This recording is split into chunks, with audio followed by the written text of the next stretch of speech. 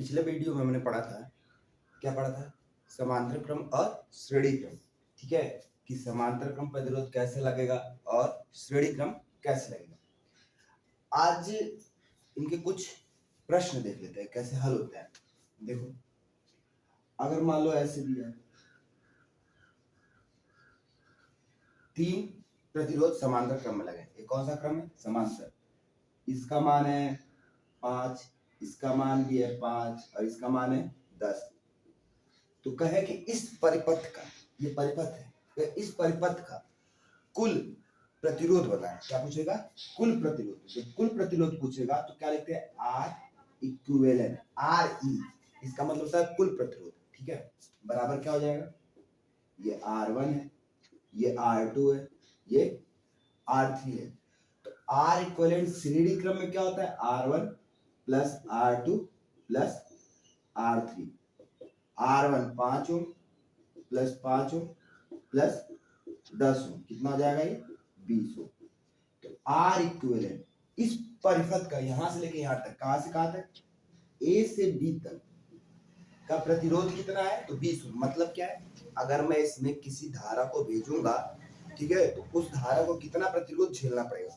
तो उसको इस तार में, ठीक है, इस तार में आ रही इस धारा आई को इतना प्रतिरोध झेलना पड़ेगा। ठीक है, इतने प्रतिरोध से होकर जाना पड़ेगा, इसका ये मतलब है। ये एक प्रश्न हो गया। अगर समांतर क्रम में लगे हो तो जैसे ऐसे, ठीक है, ऐसे लगे हो, इसका नाम देखो, ऐसे लिखना है, ऐसे होता है प्रतिरोध का चिन्ह, ऐसे। ठीक है, इसको नाम दे दो R1 R2। ये भी 5 ओम, ये भी 5 ओम, दोनों कितने कितने के? 5 ओम के, पर कैसे लगे? समांतर में। तो फार्मूला क्या हो जाएगा यहाँ पे? 1 बटा आर इक्विवेलेंट बटा 1 बटा R1 प्लस 1 बटा R2। यहाँ से क्या मिल जाएगा? यहाँ से जब इसको हल करेंगे तो ये हो जाएगा R1 R2 बटा R1 प्लस R2। ये फार्मूला मिलेगा जब दो समांतर, दो प्रतिरोध कैसे हो? समांतर क्रम में हो। तो हमें कौन सा फार्मूला मिलेगा? ये। अब इसी फार्मूले पे हम ये फार्मूला याद कर लेंगे, ये फार्मूला याद कर लो। ये हमें बार बार ये करने की जरूरत नहीं है, हम सीधे इस फार्मूला से लगाएंगे। R1 कितना है? 5। R2 भी कितना है? 5। R1 प्लस R2 कितना आ जाएगा? 10। ठीक है, ये कटेगा, 2 मिलेगा और इससे इसको काट दूंगा, 2.5। तो देखो, समांतर क्रम में था तो प्रतिरोध बढ़ गया। ठीक है, 5 5 10 जुड़ के कितने हो गए? 20 हो गए। श्रेणी क्रम में कितना था पहले? 1 का 5 1 का 5। अब जो हमें मिला, अब हमें जो मिला, ये दोनों मिलके 1 हो गए। अब हमें जो मिला अगला, वो मिला 2.5 ओम का, तो प्रतिरोध घट गया। ठीक है, यहाँ पे क्या हो गया था? यहाँ पे ये हो गया। एक जो हमें मिला वो बस मिला 20 ओम का। यहाँ पे क्या हुआ? यहाँ 2.5 ओम का मिला। देखो, यहाँ प्रतिरोध बढ़ गया है, यहाँ पे क्या हुआ? घट गया। ये चीज हम याद रख लेते हैं इससे कि श्रेणी क्रम में क्या होता है? प्रतिरोध बढ़ जाता है और समांतर क्रम में प्रतिरोध घट जाता है। अब आगे देखो, अब जो देखना है वो ये है कि अगर ये तो अलग अलग प्रश्न हो गए, ठीक है, लेकिन अगर ये कहे अलग अलग प्रश्न ना दे और कह दे कि दोनों मिला कर दे, ठीक है, तो मिश्रित प्रतिरोध, क्या करें? मिश्रित प्रतिरोध। अगर प्रतिरोध कैसे हो? मिश्रित हो, मिश्रित क्रम हो। जैसे मिश्रित क्रम का मतलब एक ऐसे है, ठीक है, और फिर एक ऐसे है और इसके साथ एक ऐसे लगा हुआ, मतलब ऐसे।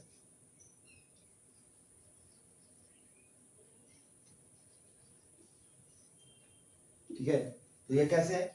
एक श्रेणी में है और दो समांतर है। ठीक है, इसका मान दे दे 3 ओम, इसका मान दे दे 7 ओम, इसका भी दे दे 7 ओम। और क्या, आप इसको हल करो। इसको हल कैसे करेंगे? सुनो, पहले जब भी करेंगे तो समांतर वाले करेंगे, समांतर वाले को हल कर देंगे तो इसका एक मान मिल जाएगा। जब इसका एक मान मिल जाएगा तो ये एक और ये एक सीधे लाइन में होंगे, सीधे जोड़ देंगे। देखो कैसे, पहले मैं इसको करता हूँ। ठीक है, आर इक्वल, इसको नाम दे देते हैं R1 R2 R3। ठीक है, आर इक्वल, तो जब ये वाला फार्मूला लगाऊंगा मैं तो यहाँ पे हमारा क्या फार्मूला होता है? R1 R2 होता है बटा R1 प्लस R2 होता है। लेकिन यहाँ पे हमको R2 और R3 लेना है, क्योंकि कैसा है, ये दोनों समांतर में, ये समांतर में नहीं है, तो हम इसकी जगह क्या लिखेंगे, हमारा फार्मूला यहाँ पे क्या हो जाएगा, ये होगा R2 R3 बटा R2 प्लस R3, ठीक है। और जब इसको हम हल करेंगे तो कितना मिल जाएगा, 7 × 7 बटा के 14, 7 से जाएगा 2, ये काट दूंगा 3.5, तो ये कितना हो गया 3.5, मतलब अगला परिपथ ये मिलेगा, ठीक है। वो है 3 ओम और ये है 3.5। इन दोनों को जोड़ देंगे तो कितना हो जाएगा, ये हो जाएगा यहाँ पे कितना, मान लो इसको R ना के इसको R4 कर, ठीक है, और ये R1 और ये R4 हो जाता है, R1 प्लस R4 कितना मिल जाएगा 3.5 6.5, ठीक है। ये होता है मिश्रित क्रम में लगे प्रतिरोध को हल करने का तरीका। अब हमसे वो सीधा सीधा नहीं पूछेगा, हमसे ऐसा पूछेगा, ठीक है, इससे भी जटिल होता है। जैसे एक मैं और दिखा दूं, बाकी तुम लोग बुक से लगाओ, ठीक है। एक मैं बनाता हूँ, जैसे मान लो ऐसे है,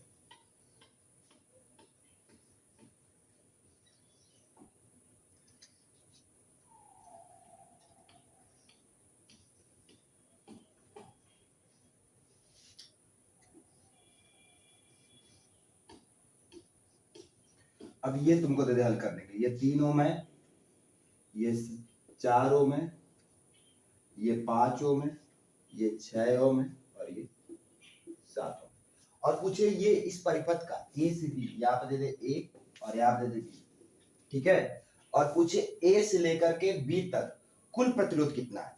सो तुम्हें अलग रख दिया है, कुल बताना होगा तुमको, अगर जोड़ देता हूँ सबको, ऐसे नहीं होगा, इसका निकालोगे अलग से, फिर इसका निकालोगे, फिर जो आएगा उनको ऐड करोगे। देखो पहले इसको अमल करते हैं, ठीक है, तो नाम दे दो R1 R2 R3 R4 R5। जब इन दोनों को हल करेंगे, ठीक है, तो R1 R2 को लेकर जब हल करेंगे तो R2 3, इसको नाम दे दो 2 और 3, इसको लेकर हल कर रहे हैं तो ऐसे लिख सकते हैं, तो R2 गुणे R3 बटा के R2 प्लस R3, क्या मिल जाएगा यहाँ से, 4 × 5 बटा 4 प्लस 5, कितना हो जाएगा ये 20 बटा के 9, ठीक है, कितना हो गया 20 बटा के 9, काट देंगे तो आंसर आ जाएगा 9 दूनी 18 2 दशमलव, ठीक है, ये आ जाएगा लगभग 2.3, ठीक है।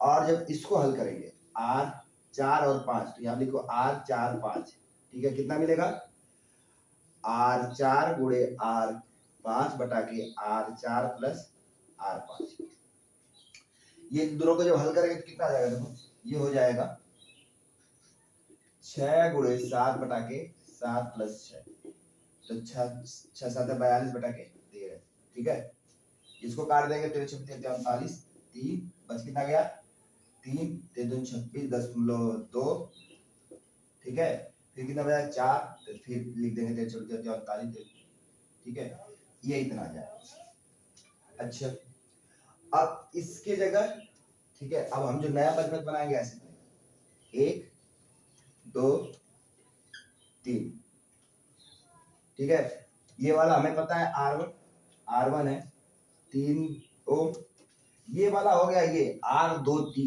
तो R23 कितना है 2.3 ओम, और ये वाला है R45, ये कितना है, ये 3.23, ठीक है, सबको जोड़ दो एक में, कितना आएगा 3 2 5 और 5 3 8, तो ये 8.53, कुल प्रतिरोध इतना आएगा, ठीक है। ये श्रेणी क्रम में हो गया, श्रेणी क्रम में सीधे जोड़ देते हैं, और ये समांतर में था, इसको समांतर में हल किए, ये भी समांतर में था, इसको समांतर में हल किए, फिर सबको श्रेणी क्रम में रख के जोड़ दिए। ऐसे लगते हैं इनके प्रश्न, आप लोग जितने भी प्रश्न हो इनके सब लगाइए।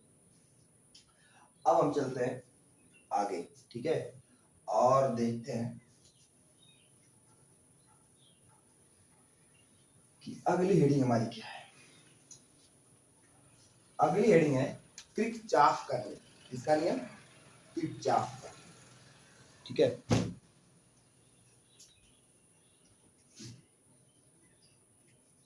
क्या हेडिंग है?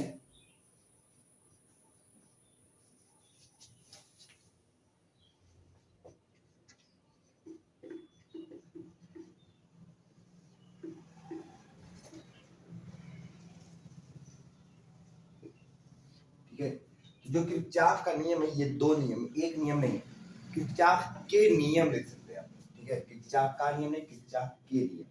तो किरचॉफ के दो नियम है। एक नियम है धारा को लेकर, करंट। तो ठीक है, एक नियम कहते हैं धारा का नियम। ठीक है, और उसे कहते हैं आवेश संरक्षण का नियम। क्या कहते हैं? धारा का नियम या आवेश संरक्षण का नियम। और दूसरा है, उसे कहते हैं विभव संरक्षण का नियम। ठीक है, तो पहला जो है उसे प्रथम रूल भी कहते हैं। प्रथम, देखो पहले क्या क्या नाम है? प्रथम नियम। ठीक है, एक ये नाम है। दूसरा नाम क्या है? दूसरा नाम इसे कहते हैं करंट रूल। क्या कहते हैं? धारा का नियम। क्या कहते हैं? धारा का नियम।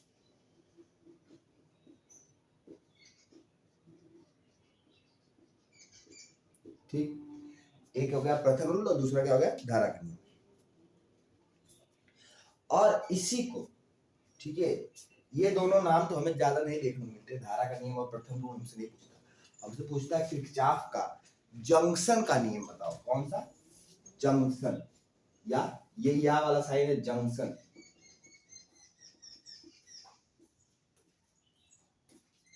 ठीक है,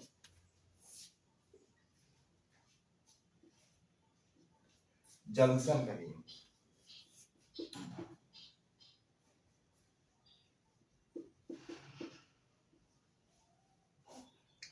अब किरचॉफ के जंक्शन का नियम जो है वो क्या है, उसको जानने से पहले हम एक लाइन लिख लेते हैं इस नियम को। ठीक है, नियम ऐसे है कि किसी भी, ठीक है, अगर इसको ऐसे लिखना हो तो मैं ऐसे बताता हूँ, कुल, इसको ऐसे जो शुरू होता है ये, फिलहाल मैं यहाँ लिखता हूँ। पहला नियम क्या है? किसी भी शाखा में, ब्रांच, ठीक है, या जंक्शन में, ठीक है, ऐसे लिखना है, किसी भी जंक्शन में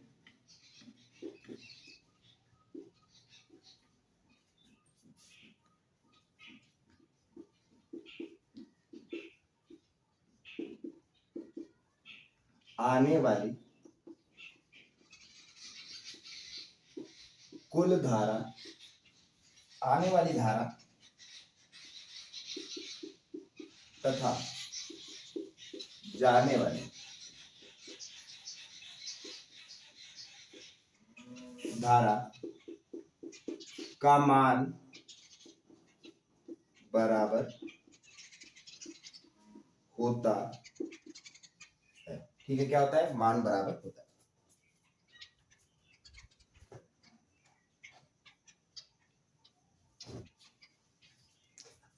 और क्या लिख सकते हैं? या कुल धारा का मान शून्य होता है।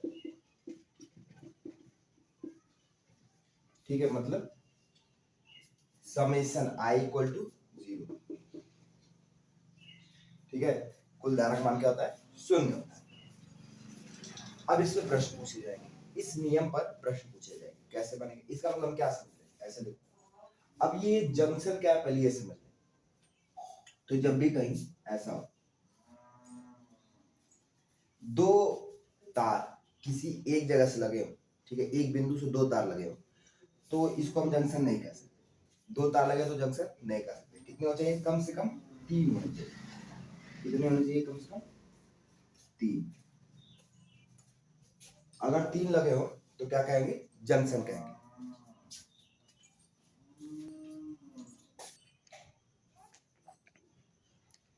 ठीक है, क्या होगा इसमें?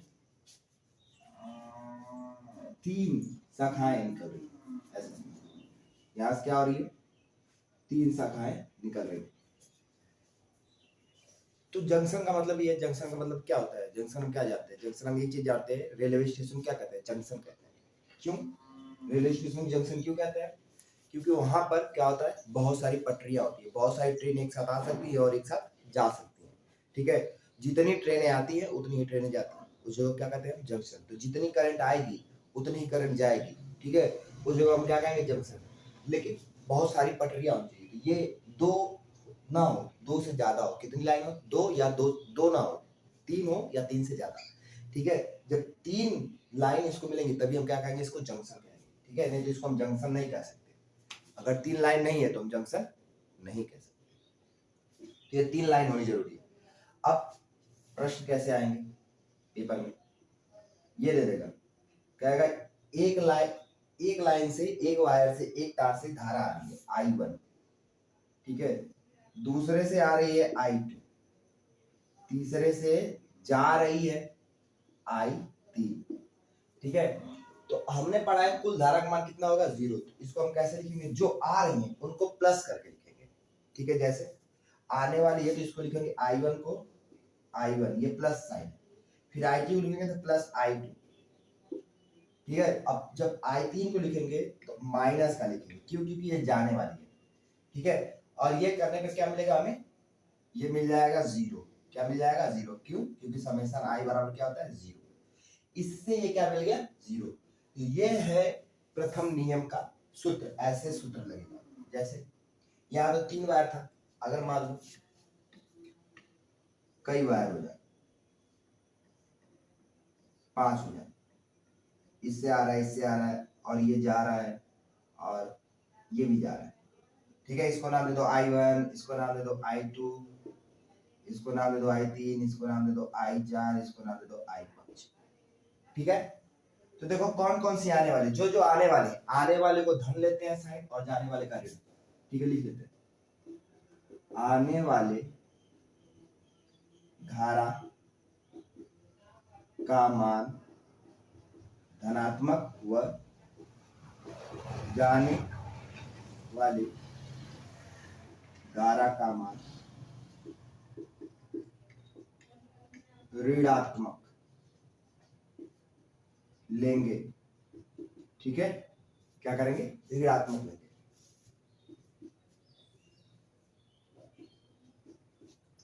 अब देखो आने वाली कौन सी यहाँ पर है, यहाँ पर आने वाली I1 है, प्लस में लिख लिए, I2 है, प्लस में लिख लिए, I3 है, प्लस में लिख लिए। ठीक है, अब देखो I4 क्या है, जाने वाली है, -4, I5 क्या है, जाने वाली है, -5, बराबर क्या होता है, 0। इन सबको जोड़ने क्या होगा, 0। अच्छा, यहां से और क्या लिख सकते हो, I1 plus I2 plus I3, इनको इधर भेज दो, क्या मिल जाएगा, I4 प्लस I5। ठीक है, ये मिल गया। अब फार्मूला पढ़ो, ये क्या है, किसी भी जंक्शन में आने वाली धारा तथा जाने वाली धारा का मान क्या होता है, बराबर। देखो ये तीनों को जोड़ूंगा, जितना आएगा उतना ही इन दोनों को जोड़ने पे आएगा। ठीक है, इन तीनों को जोड़ूंगा, जितना आएगा उतना इन दोनों को जोड़ने पे आएगा। अच्छा, मतलब कैसे, यहाँ पे मान रखे देखो 3, ठीक है, ये रख दो 2, ये रख दो 1। तो देखो ये रूल है ना कि आने वाली धारा और जाने वाली धारा क्या होनी चाहिए, बराबर होनी चाहिए। ये देखो ये जोड़ने में कितने होंगे, ये 6 हो जाएंगे, तो इनमें 6 हमको भेजना है, तो क्या करो, किसी इसमें 3 भेज दो और इसमें 3 भेज दो। ठीक है, तो यहाँ क्या हो जाएगा, 3 प्लस 1 प्लस 2 बराबर 3 प्लस 3, ये इसका मान 3 और इसका मान 3, ये कितना हो जाएगा, ये 6 हो जाएगा, बराबर 6। ठीक है, तो देखो दोनों साइड क्या है, बराबर है। ऐसे प्रश्न तो पूछेगा नहीं हमसे, हमसे जो पूछेगा वो क्या पूछेगा, ये लिख लो, फिर बताऊं प्रश्न। ठीक है, वीडियो पॉज करो, लिख लो।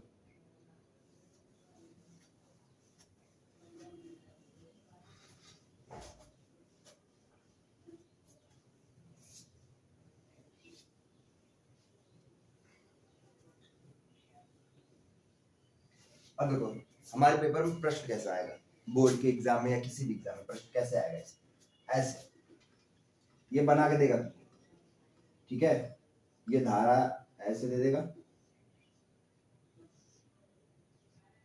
ठीक, इसमें से 3 दे देगा, ये देखो 3 एम्पियर, 1.5 एम्पियर, ये 3.5 एम्पियर, और ये कह देगा कि ये है 4.5 एम्पीयर। ठीक है, ये धारा है और ये नहीं देगा, ये तुमसे पूछ लेगा, तो नाम दे दो इसको। ये वाला पूछ रहा है तुमसे कि ये वाला कितना होगा। ठीक है, ये चिन्ह बना के दिया है, इनका मतलब ये आने वाली है और इसका मतलब क्या है, ये जाने वाली। 4 आने वाली, 1 जाने वाली। ठीक है, और ये यहाँ पर आ रही है, तो इसमें कितना जा रहा है ये पूछ रहा है। ठीक है, तो इसको नाम दे दो यहाँ से I1, कहीं से भी नाम दो, ये तुम्हारे ऊपर है, तुम इसको भी नाम दे सकते हो I1। ठीक है, तुम किसी को भी चाहो तो नाम दे सकते हो, तुम्हारा जहां से मन करे वहां से नाम देना सकते हो, यहाँ से यहाँ से यहाँ से यहाँ से, पर यहाँ से नाम दो I1, I2, I3, I4, I5। ठीक है, अब कहीं से भी नाम देना, तुम जहां से मन करे वहां से दे सकते हो, लेकिन जितने हैं सबको नाम देना। 1 से शुरू करना है, 1 2 3 4 5, 5 तक जाना है। 6 है तो 6 तक जाना है, 7 है तो 7 तक जाना है। ठीक है, जब इस पे हम लगाएंगे प्रथम नियम। ठीक है, तो क्या है प्रथम नियम, समेशन I बराबर 0। ये लिखकर ये लगाना शुरू करेंगे। ठीक है, समेशन I बराबर 0। अब पहला क्या है, I1 लिखो। I1 क्या है, ये है I1। I1 आने वाला है, आने वाला भी प्लस का साइन। I2 कैसा है, जाने वाला है, तो I2 के लिए कौन सा साइन, माइनस I2। I3 कैसा है, आने वाला है, तो प्लस का साइन। I4 कैसा है, आने वाला तो प्लस का साइन। I5 कैसा है, आने वाला तो प्लस का साइन। क्या हो जाएगा, सबका सम। समेशन का मतलब जितनी धाराएं आ रही हैं सबका सम, जोड़ क्या होता है, 0 बराबर होता है। ठीक है, अच्छा अब यहाँ पे आगे बढ़ो। I1 प्लस वालों को एक साइड करो, माइनस को 0 की तरफ भेज दो, तो ये इधर चला जाएगा। I1 plus I3 plus I4 plus I5 बराबर I2। इधर जाएगा माइनस है, इधर जाएगा प्लस हो जाएगा, वैल्यू रख दो। 1 का कितना है, 3.5 एम्पियर। 3 का कितना है, 4.5 एम्पियर। 4 का कितना है, 3 एम्पियर। और 5 का कितना है, 1.5 एम्पियर बराबर I2। इनको जोड़ दो, ये कितना हो जाएगा, 4 4 8 एम्पियर और ये प्लस 4.5 एम्पियर बराबर I2। और ये पूरा जोड़ जाएगा कितना होगा, 12.5 एम्पियर। ठीक है, तो इससे जाने वाली धारा कितनी है, 12.5 एम्पियर। कैसे, अरे भाई ये बताओ, सोचो ये जंक्शन है, क्या है जंक्शन, तो ये रेलवे स्टेशन है। रेलवे स्टेशन पे ये ट्रेन आई, ये ट्रेन आई, ये ट्रेन आई, ये ट्रेन आई, तो चारों क्या हो रही है, ट्रेन आ रही है, तो किसी एक से चारों जाएंगी ना। अगर 4 पटरी से ट्रेन आ रही है तो एक से जाएगी, पहले एक आई वो जाएगी, दूसरी आई वो भी उसी से जाएगी, तीसरी आई वो भी उसी से जाएगी, चौथी आई वो भी उसी से जाएगी। तो देखो मान लो ये आई होगी पहले, तो ये गई, ये आई होगी तो ये गई, ये आई तो फिर ये गई, ये आई तो ये गई, जितनी आएंगी उतनी ही जाएंगी ना, तो ये सब आ रही है तो जाने वाली ये। ठीक है, जंक्शन नियम यही है, जितनी आएंगी उतनी ही जाएंगी। धारा जितना आता है जंक्शन पर उतना ही जंक्शन से आगे चला जाता है। जंक्शन का नियम यही है। मतलब ये क्यों है जंक्शन का नियम, अभी हम पढ़ेंगे परिपथ। ठीक है, तो वहां पे हमें ऐसे मिलेगा। ठीक है, तो अब जहां पे हमें ये मिल गया, तो ये पॉइंट क्या है, ये जंक्शन है, ये दोनों पॉइंट क्या है, जंक्शन। अब इस जंक्शन पे जितनी धारा आएगी, जितनी उतनी ही इधर जाएगी। ठीक है, समझ रहे हो, मान लो इधर से आई, इधर से आई, इधर से आई I1, इधर से आई I2, तो इधर कितनी जाएगी, I1 प्लस I2, इन दोनों को जोड़ के इधर जाएगी। ठीक है, जितनी यहाँ पर आएगी उतनी ही इधर जाएगी, यही तो जंक्शन का नियम, इसलिए पढ़ रहे हैं। ठीक है, और ये हल करने का तरीका हो गया, ऐसे प्रश्न आते हैं, ये तुमसे पूछ लेता है इसका मान बताओ, ये निकालने का तरीका। तो अब इसके भी प्रश्न आप लोग को बुक में मिल जाएंगे। ठीक है, और नहीं बुक में ज्यादा है तो किसी क्वेश्चन बैंक में मिल जाएंगे, क्वेश्चन बैंक में नहीं है तो ऑनलाइन मिल जाएंगे, वहां से डाउनलोड करके आप लगाइए। मैं आप लिख देता हूँ, ये जंक्शन है, करंट आ रही है जा रही है। ठीक है, 2 आने वाली है, 3 जाने वाली है, इसको I1, इसको I2, ये I3, ये I4, ये I5। 3 3.5, 4 4.5। ठीक है, और ये I5 तुम बता रहा है, 3 दे दिया हो, एक 4 दे दिया हो, एक बता रहा है, ये एक प्रश्न। इसको आप लोग को लगाना है, इसको वीडियो पॉज करो और लगा लो इसको। मैं इसका उत्तर लिख दूंगा, देखिए तुम्हारे काम का नहीं है, लिख भी दूंगा तो क्या हो जाएगा। ठीक है, और ये वाला मैं साइन भी नहीं बताता हूँ। ठीक है ना, ये चिन्ह भी नहीं, ये तुम्हें खुद पता करना है। ये वाला तुम्हें पता करना है आएगी कि जाएगी, I5 का तुम्हें चिन्ह भी पता करना है और दिशा भी। आने वाली है कि जाने वाली है, ठीक है, आसान है, तुम बस इसको जैसे लगाएंगे वैसे लगा लो, पता चल जाएगा, ठीक है। अगर माइनस आएगा, ठीक है, अगर उत्तर में माइनस आएगा तो जाने वाली है, प्लस आएगा तो आने वाली है, ठीक। चलो अब किरचॉफ का दूसरा नियम देखते हैं, ठीक है, वो है, ये जैसे धारा का नियम, वो है वोल्टेज का नियम, विभव, ठीक है, किसका नियम है, वोल्टेज का, ठीक है। अब हमें पढ़ना है, ठीक है, द्वितीय नियम,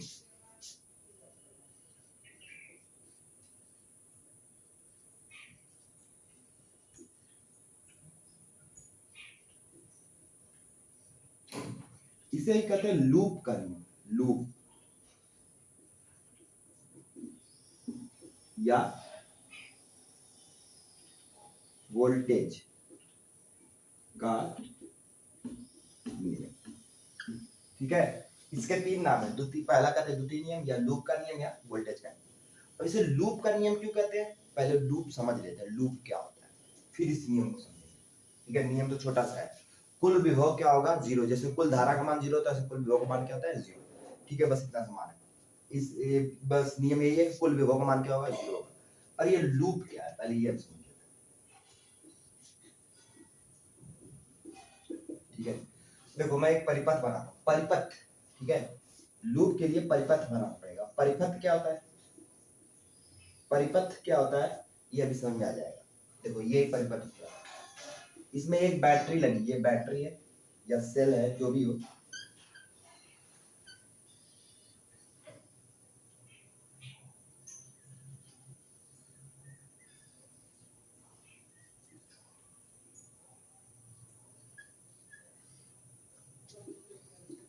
ये देखो ये जंक्शन है, ये भी जंक्शन है। क्यों जंक्शन है, क्योंकि यहाँ पे तीन लाइनें हैं, देखो एक इधर एक इधर एक इधर, तीन लाइनें हो गई, क्या हो जाएगा, जंक्शन। ये जंक्शन नहीं है, तो यहाँ पे दो लाइन है, ये भी जंक्शन नहीं है, दो लाइन है, ये भी जंक्शन नहीं है, दो लाइन, ये भी जंक्शन नहीं है, दो लाइन, ये जंक्शन है, ये जंक्शन है और ये जंक्शन है, बाकी कहीं भी जंक्शन नहीं है, ठीक है। इसको नाम दे दो E1, क्योंकि ये बैटरी है, वोल्टेज अप्लाई कर रही है, क्या है, विभव है, हम क्या दे रहे हैं, वोल्टेज। तो कैसा होता है, एक माइनस होता है छोटा वाला, बड़ा वाला क्या होता है, प्लस, प्लस माइनस, ठीक है। ये हम लगाया है प्रतिरोध R1 R2 और ये बड़ा सा प्रतिरोध R, ठीक है। तीन प्रतिरोध लगे हैं और दो क्या लगे हैं, बैटरियां लगी है। ऐसी संरचना को हम क्या कहते हैं, परिपथ, क्या कहते हैं, परिपथ। अब इसमें हम लूप कैसे जा रहे हैं, लूप क्या है, देखो लूप क्या है, लूप ऐसे चलो, ये वाला एक हिस्सा दिख रहा है ना, ये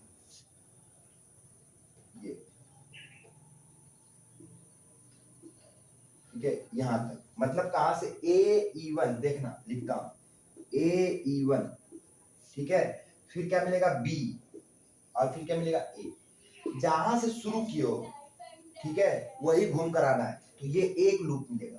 दूसरा लूप क्या मिलेगा, लूप एक है ये, ठीक है। लूप दो क्या मिलेगा हमें, ठीक है, ए से शुरू करो, फिर से ए, इधर आओ, क्या मिले, एक नीचे से आओ, ठीक है, अब की बार ऐसे आओ, एक ऐसे चलो और याद आ गया।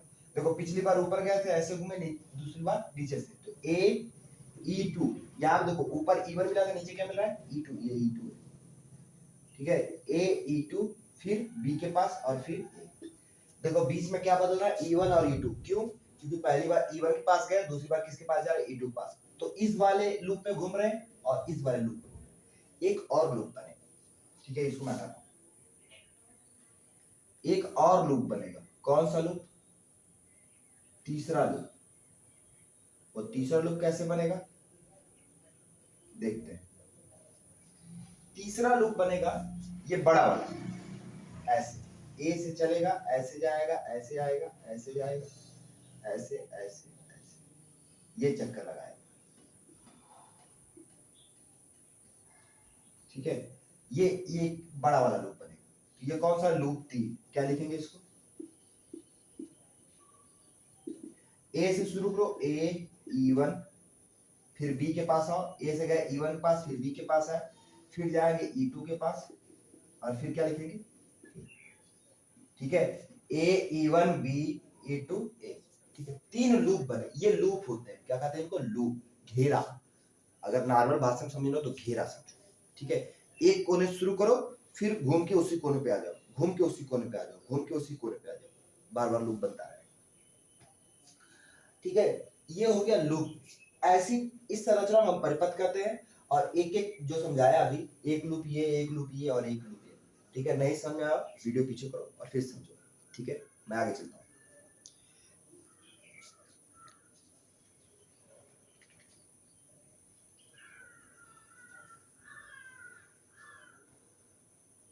ठीक है, अब मैं ये लिखता हूं नियम, ये हटा दो।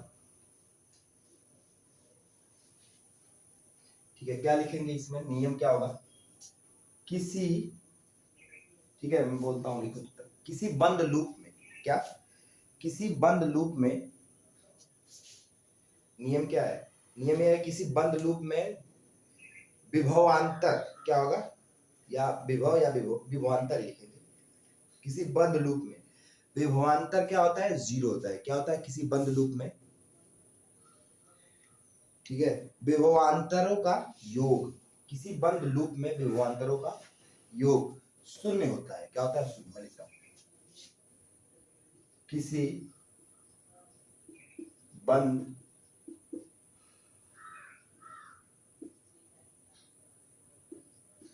लूप में विभवांतर विभवांतर का सम योग, विभवांतर का योग, ठीक है, शून्य होगा।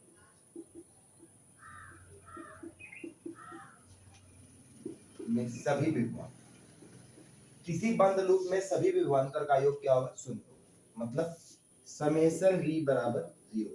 पीछे क्या था, समेशन i बराबर 0 था पहले लूप में, इसमें क्या है, समेशन v बराबर 0।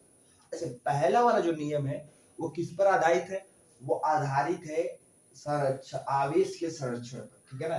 दूसरा किस पर है, दूसरा है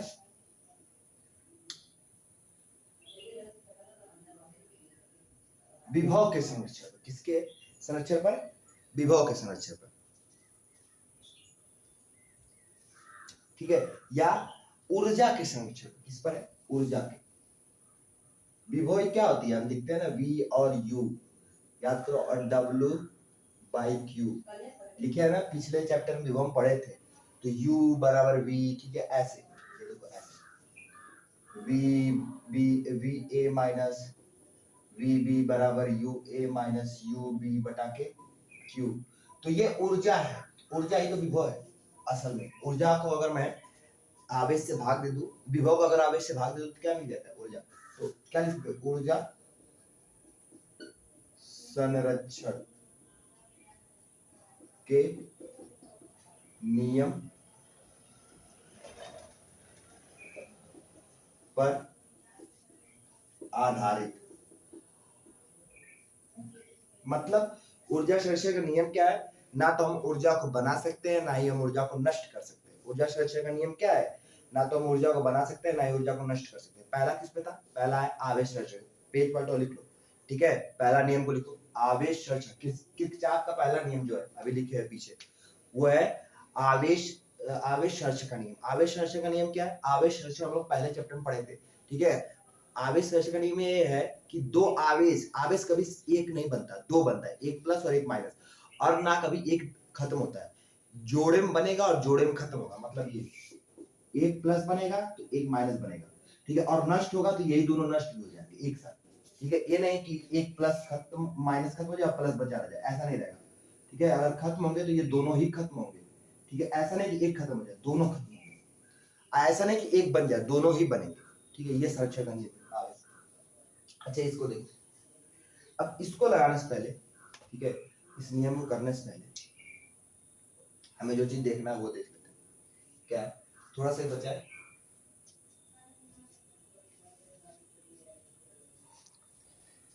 ठीक है, देखो, जैसे मान लो ये कोई प्रतिरोध है, ठीक है, R1, ये है R1, इस पे ये बिंदु P Q और यहाँ पे P और Q। ठीक है, इसको समझना, इसमें धारा का मान ऐसे है। ठीक है, मतलब P का विभव ज्यादा है, Q का विभव कम है, धारा ऐसे बह रही। अगर मैं अपना गणना, ठीक है, ध्यान रखना, गणना, ध्यान, अगर गणना की दिशा और धारा की दिशा 1 है, ठीक है, तो यहाँ पे हमें क्या मिलेगा, ये जो मिलेगा, ये करंट ऐसे आ रहा है आई इसमें, तो यहाँ पे हमें धन चिन्ह लेना पड़ेगा। कौन सा चिन्ह लेना पड़ेगा, धन। लेकिन देखो अगर मैं गणना की दिशा ये कर दूं, गणना इधर और धारा इधर, ध्यान से देखना, गणना की दिशा और धारा की दिशा एक ही है। यहाँ पे क्या है, गणना की दिशा और धारा की दिशा विपरीत है, तो चिन्ह कैसा लेना पड़ेगा, माइनस। ठीक है, किसके लिए, प्रतिरोध के लिए। किसके लिए, ये प्रतिरोध के लिए, याद कर लो, प्रतिरोध। अच्छा, और विभव के लिए, ठीक है, ये मैं हटा देता हूं, तुम लोग नीचे लिखना इसको, विभव के लिए। अगर ऐसे बैटरी लगी है प्लस माइनस, ठीक है, अगर मेरी गणना की दिशा इधर है, प्लस से माइनस की तरफ, गणना किधर है, प्लस से माइनस की तरफ, पी से क्यू की तरफ है, तो मुझे कौन सा साइन मिलेगा, प्लस ई। ई का कैसा साइन मिलेगा, प्लस का। और अगर मेरी गणना, ठीक है, इधर क्यू वाला माइनस होता है, ये मतलब ये छोटा वाला माइनस है और ये वाला प्लस है। अब मैं गणना ऐसे करूँ, इधर से गणना करूँ, इधर, इसमें इधर से क्या प्लस की, उल्टा जा रहा हूँ, गणना की दिशा उल्टा करूँ, इसमें क्या मिलेगा, माइनस का। ठीक है, देख लो, दो धारा की और गणना की दिशा इसके लिए, प्रतिरोध के लिए क्या होना चाहिए, धारा की और गणना की दिशा सेम हो तो प्लस, विपरीत है तो माइनस। इसके लिए साइन प्लस से माइनस जा रहा है तो प्लस, माइनस से प्लस जा रहा है तो माइनस। ठीक है, देखो इधर से इधर आया, इधर से इधर आया तो प्लस, इधर से इधर गया तो माइनस। ठीक है, क्यों, इसका काम पड़ेगा। अब जो इसके लिए मैं जो परिपथ बनाया था वही बनाता हूँ, और उसमें हम करेंगे गणना। ठीक है, क्या करेंगे, गणना। परिपथ कैसे बना था, देखो,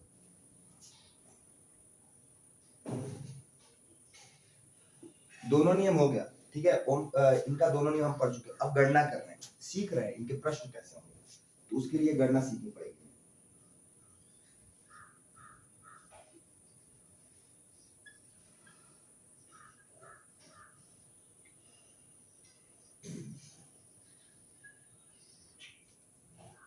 इसको नाम दे दो ए, ये जंक्शन है। ठीक है, जंक्शन क्यों है पता अभी बताया, तीन लाइन मिल रही हैं तो जंक्शन है। ये E1, ये R1, ये R, ये R2, ये A2। अब मुझे गणना करनी है इसकी। ठीक है, इसमें धारा का माप, अब सुन लो पहली बात, धारा कैसे कैसे इसमें कैसे। ठीक है, सोचो कि धारा इसमें ऐसे जा रही है और इसमें ऐसे जा रही है, इसमें जा रही है I1, इसमें जा रही है I2। अगर इनमें I1 I2 जा रही है तो कहीं से आनी तो चाहिए ना। अगर दो ट्रेनें दो दिशाओं में जा रही हैं तो किसी दिशा से आनी चाहिए ना वो दोनों, तो इस दिशा से आ रही है। ठीक है, कौन कौन सी आ रही है, I1 प्लस I2। अब कैसे, इधर से कहां से आ रही है, तो देखो इसको भगाओ, इसको ले चलो आप, I1 I1 I1। ठीक है, इस पूरे परिपथ में ये I1 आएगा बस। ठीक है, क्योंकि इस तार में कौन सा धारा है, I1। जैसे यहाँ पहुंचेगी तो यहाँ पे I1 आएगी, ऐसे ये I2 I2 I2 I2, और यहाँ पे ये भी I2 भी आएगी। और यहाँ पे जैसे ही दो धारा आएंगी, एक तार में अगर दो धारा है तो दोनों जुड़ जाती है, तो ये दोनों जुड़ जाएंगे, तो ये क्या मिल जाएगा, I1 प्लस I2। तो देखो, अब देखो ध्यान से, यहाँ से यही I1 I2 यहाँ पर आई और फिर क्या हुई, यहाँ फैल गई, फिर ऐसे घूम के आई, फिर यहाँ पे मिल गई और फिर ऐसे फैल के जा रही है, इसमें I1 चली जा रही है, इसमें I2। ठीक है, ये एक तरीका है धारा को लेने का। अब ये तुम चाहो दिशा बदल सकते हो, जैसे ही दिशा बदलोगे ऐसे, देखो अगर मैं ये दिशा बदल दूं, मान लो इधर से आने लगे तो इधर क्या होगा, तो इधर जाने लगेगी। ठीक है, दो से आ रही है तो इसमें जाएगी। ठीक है, अभी हम जो लिए थे उसी को लिख करते हैं।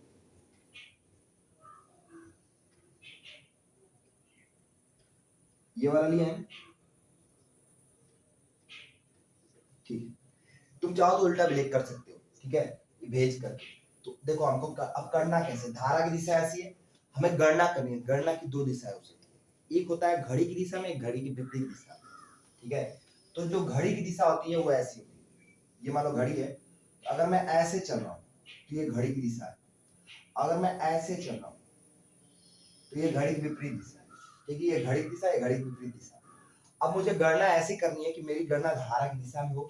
मैं कैसे भी गणना कर सकता हूँ, मैं यहाँ पे कोई भी ले सकता हूँ, इसमें कुछ सोचने वाली बात नहीं है, लेकिन हम सीख कैसे जाए, तो कोई एक सीख लो, ज्यादा परेशान होने की जरूरत नहीं। कोई सा भी एक सीख लो। धारा की दिशा वाला सीख लो, जिधर का धारा जा रहा है उधर की गणना, ठीक है। गणना धारा के साथ करो ऐसे, तो धारा ऐसे हमारी चल रही है, अभी धारा कैसे चल रही है, घड़ी की दिशा में चलिए तो घड़ी की दिशा में करेंगे, नीचे वाला भी कर दिखा दूंगा, ठीक है। तो हमारी गणना ऐसे हो रही है, ये बनाना पड़ेगा। ये क्या बताता है, ये बताता है कि हमारी गणना कैसे है। तो ये गणना पहला वाला है लूप, ये लूप है ना, पहला लूप कौन सा है, loop A E one B और ए, तो इस वाले लूप में, ठीक है, इस ऊपर वाले लूप में, इसमें, ठीक है, धारा का मान क्या है, तो ये कैसे निकालेंगे देखो। खैर हम यहाँ पे धारा नहीं, यहाँ पे हम विभव निकाल रहे हैं। क्या निकाल क्या रहे हैं यहाँ पे, विभव। इस वाले लूप में विभव का मान क्या है, ये निकालने के लिए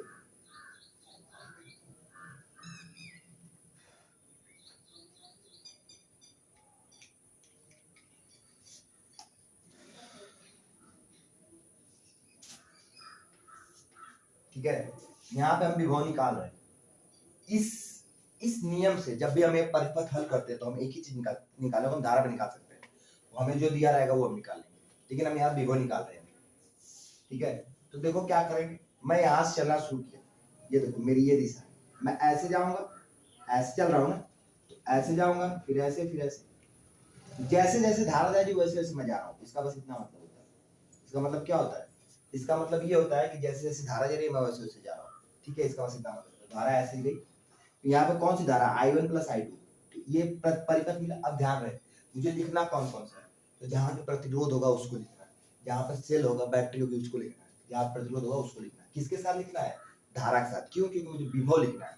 विभव क्या होता है, V बराबर होता है I R, तो I और R एक साथ लिखेंगे, जैसे I1 प्लस I2 और बड़ा वाला R। ये जब मैं ऐसे चला तो मुझे पहले ये मिला, अब फिर मैं ऐसे गया कुछ नहीं मिला, ऐसे गया कुछ नहीं मिला, फिर यहाँ मुझे मिला ये, ठीक है। क्या मिला, प्लस, क्या मिला, इधर देखो, प्लस से माइनस जा रहा हूँ, इधर जा रहा हूँ, प्लस से माइनस, क्या मिला, E1, क्या मिला, E1।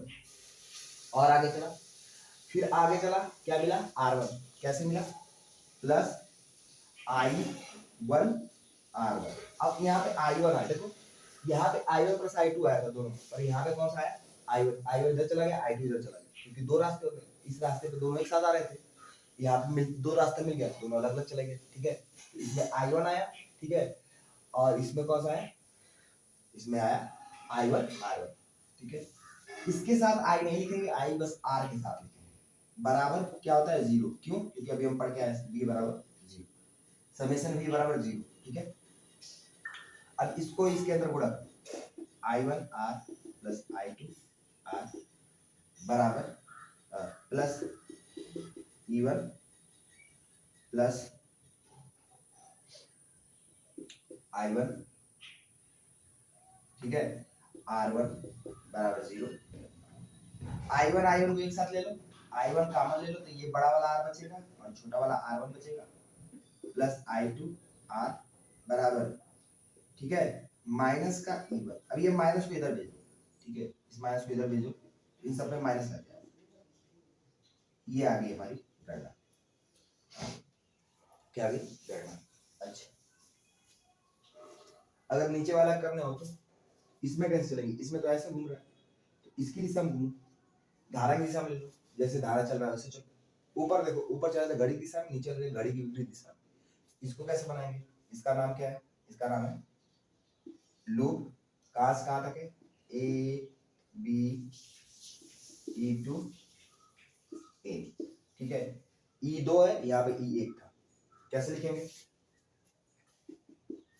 जब ऐसे जा रहा है तो I1 प्लस I2 R, ठीक है, और फिर ये पहले मिला, और फिर आया यहाँ पे, तो यहाँ पे क्या मिला, ये प्लस और ये माइनस, ठीक है। ये प्लस माइनस हो तो क्या मिलेगा, गणना ऐसी हो रही है हमारी, तो गणना की दिशा में अभी पीछे बनाया था, तो ये प्लस में मिलेगा E2, फिर आगे बढ़ा, धारा ये कौन सी धारा है, I1 I2 R2 बराबर 0। जब इसको सरल करेंगे तो क्या मिल जाएगा, minus I1 R plus I2 R plus E plus I2 R2 बराबर 0। ये E क्या है, E2 है, ठीक है। यहाँ से जब हल करेंगे तो ये हो जाएगा I1 are plus R2, I2 मिलेगा प्लस I1 R बराबर माइनस ई, माइनस को इधर भेज दो, इसके साथ माइनस। यह है गणना करने की तरीका किरचॉफ के नियम से। ठीक है।